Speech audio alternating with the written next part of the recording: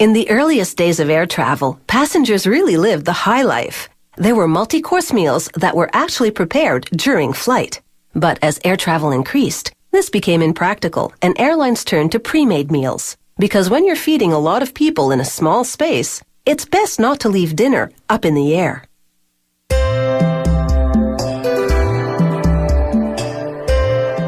These are meals meant for a higher purpose, as in feeding folks at an altitude of thousands of meters.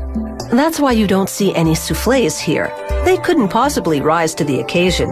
It's just one of the things they consider when preparing airline meals. Airline meals start with loads of ingredients. They make 45,000 meals at a central facility in one day.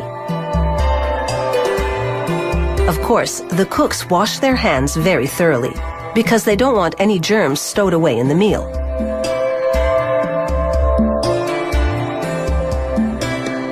They cook on grills that are 1.5 meters long. At one end, they stir-fry a big batch of veggies, while at the other, they sauté potatoes.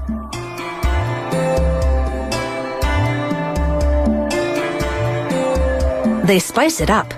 Airline food isn't really all that bland, but the atmosphere on the plane may affect our perception of it. It's believed that low humidity and the pressurized environment cause our taste buds to work less efficiently, something to take into account when you're traveling. The recipes also vary according to the route. Flights to more exotic locales will offer spicier dishes, while a domestic North American flight usually calls for a little less seasoning.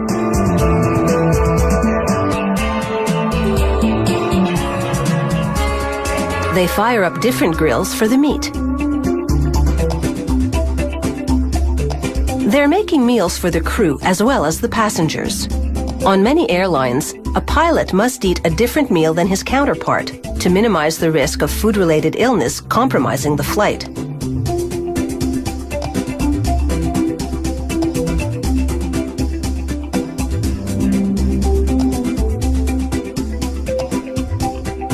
The cooked food will now be blast chilled in special fridges. They scrub up again as they prepare to assemble the meals. They start with the food that's to be reheated on the plane. It goes into foil containers. Smaller containers inside help to control the portion sizes. They're careful not to overstuff them because that could cause messy spills later.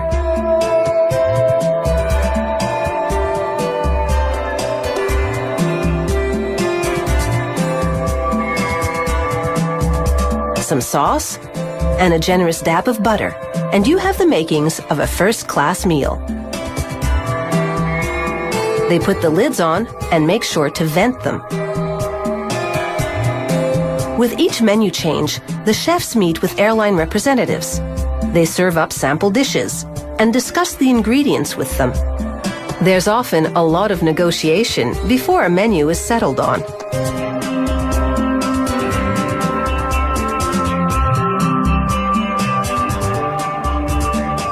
Every detail is planned, right down to the plates and bowls and how they're to be arranged on the serving tray. It takes a bit of arranging to make everything fit.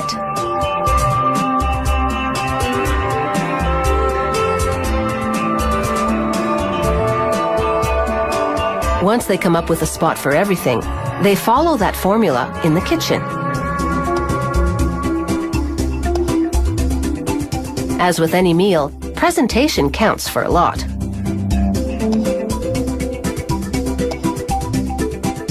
Of course, meals for passengers in the economy section are more simple and the planning less detailed.